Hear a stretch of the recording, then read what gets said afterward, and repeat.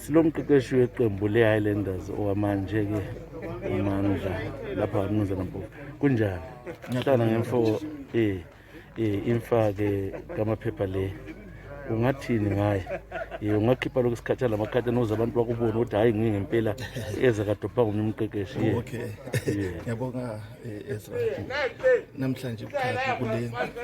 kule thunzi lemnyama lapha obulawayo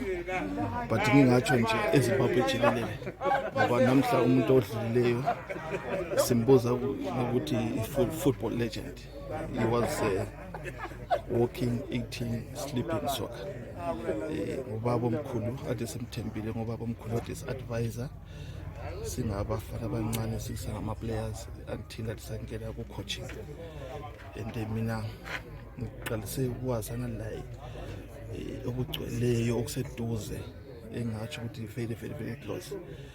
2012 when I was appointed as a coach to Chicken Inn ngisebenza lo Muyi uAdam Ndlovu singabantu sasithi lo Adam nje nxa sile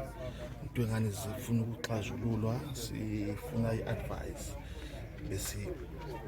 konta khona lesiyibona umdala umaphepha esiqondisa asilungise lapha asilungise khona so kwaba lokudlelwana kususela khonapho lo mdala ngithola isiyambona engadvisor ngisambona noma sephathekile and he was my mentor and ngathi nje ngithempe umsebenzi nje unyaka lo uhambisa sibile ofisini wangenzela mhlophe ukuthi ayimfana mina ngufisela inhlanhla kodwa ngithemba ngifisa ukuthi mshwana usuka ku-Highlanders uzothatha i-championship ungamazwe ayinika ilami i-confidence ledlabuzane ukuthi nxa ngilabasekeli ngilabadala abangifisela inhlahla engako kuthi lami ngizasebenza gadalala kodwa nje ngendaba se-COVID asakwanisanga ukuthi sikwanise ukuthi siqhubekele ngomdlalo kodwa bengifisa ukuthi nxa kuzayenzakala lesifiso sikamdala sigcwaliseke.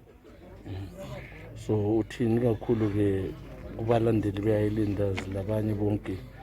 umdala uthi bathini? Umdala yena bengumuntu engathi wayethanda ukuthi abantu bebambane, wayethanda ukukhuluma ngothando, umdala wayengakhethi, umdala wayengafuni ukuthi abantu bebe divided. Noma khathesi bese kuphila sithi kodwa umdala iHighlanders beyithanda yikho lapha embona ukuthi inxele inkaba yakhe lapha ekhona umdala ngingathi ngesikhiwa we-unifier. He wanted people to be united every time and again. Mina ngangaza ngumuzwe ekhuluma kubi ngabanye bekhuluma abantu kubi ngabanye wehlala njalo sithi mfanami nxa ufuna ukuthi uqhubeke uphumelele emidlalweni lo osukhona kuyamela ube united ube labantu ungakhethi ukuthi wena ubani impe onokubani always stand by your truth and abantu bewazi ube bahloniphe lebhola lihloniphe silahlekele Ezra namhlanje thina singatsho ubulawayo njengoba ngitshela ukuthi yes ngoba ibulawayo but kodwa umdala mbona ngani ilizwe lokho ejekelele abantu bonke